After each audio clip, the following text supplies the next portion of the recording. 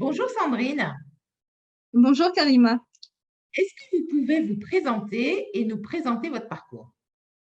Bien sûr. Donc, je suis le commandant de police Sandrine Masson, le chef pour la police du portail de signalement des violences sexuelles ou sexistes, plus connu sous le nom pour le grand public de arrêtonslesviolences.gouv.fr. J'ai commencé la police il y a 17 ans maintenant, d'abord en service d'investigation dans des services en fait d'atteinte aux biens ou aux personnes. Puis, je suis passée en service en tenue, donc chef des unités de police secours que l'on peut voir sur la voie publique.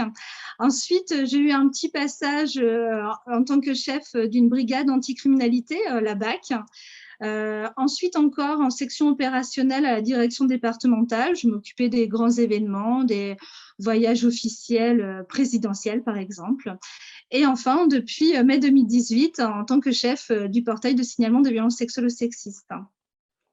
Notre portail est un portail anonyme, ouvert 24 heures sur 24, 7 jours sur 7, et qui permet aux victimes, aux témoins, aux proches de victimes, et voire même aux professionnels, de nous contacter sur la question des violences sexuelles ou sexistes.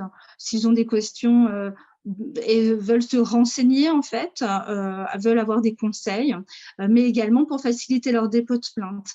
Ainsi, une victime pourra venir nous voir et si elle est prête à déposer plainte, nous enverrons son signalement au commissariat et elle sera rappelée par ce commissariat et cela lui permettra de ne pas se rendre au commissariat, d'avoir à expliquer sur la voie publique à l'interphone qu'elle a été victime de viol, par exemple.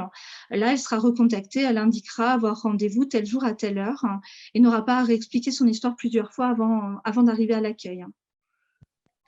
Est-ce que vous pouvez nous dire, Sandrine, comment vous travaillez sur la question de l'égalité femmes-hommes?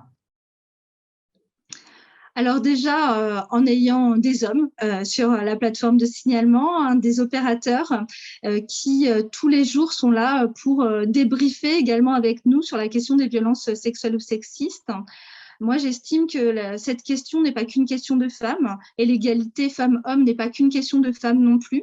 Souvent, dans la police, les brigades qui sont spécialisées sur ces questions sont composées beaucoup de femmes. Moi, j'estimais que les hommes doivent et font également avancer cette question de l'égalité. Donc voilà, en ayant des hommes sur la plateforme, mais également parce que notre plateforme est ouverte aux femmes, aux hommes, aux majeurs comme aux mineurs, et que tous les jours, nous sommes là pour la question des violences conjugales, la question des violences sexuelles, mais également les questions sexistes, le harcèlement de rue, par exemple. Si vous aviez une baguette magique, Sandrine, quelle serait la première chose que vous mettriez en place justement pour faire bouger les lignes de l'égalité femmes-hommes?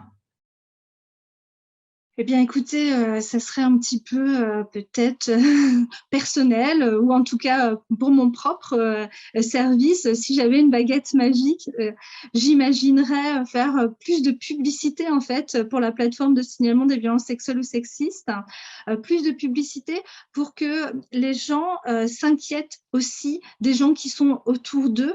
Nous avons eu pendant les périodes de confinement de nombreux témoins, qui nous ont contactés pour indiquer que leur voisine, par exemple, appelait au secours. Si nous pouvions faire plus de publicité et que notre service soit de plus en plus connu, les gens comme ça pourraient s'intéresser à leurs voisins. Nous pourrons faire intervenir des patrouilles de police parce que je trouve que très souvent, les gens préfèrent tourner la tête ou ignorer les personnes qui sont autour d'elles.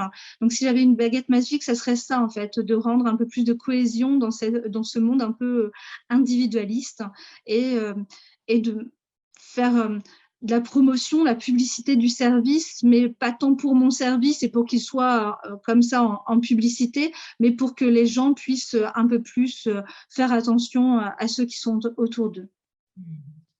Et enfin, pour terminer, quelle est la femme qui vous inspire?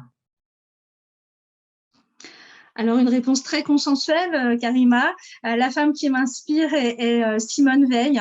Elle m'a toujours inspirée dans son combat pour le droit des femmes.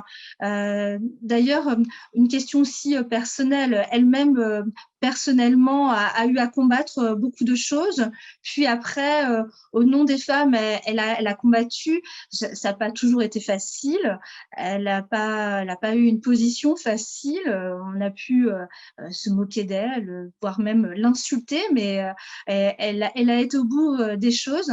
Et en fait, j'aime bien sa force. Et puis c'est ce qu'elle a inspiré, voilà, ce combat des femmes dans le droit, dans l'égalité, voilà. Donc, elle m'inspire beaucoup.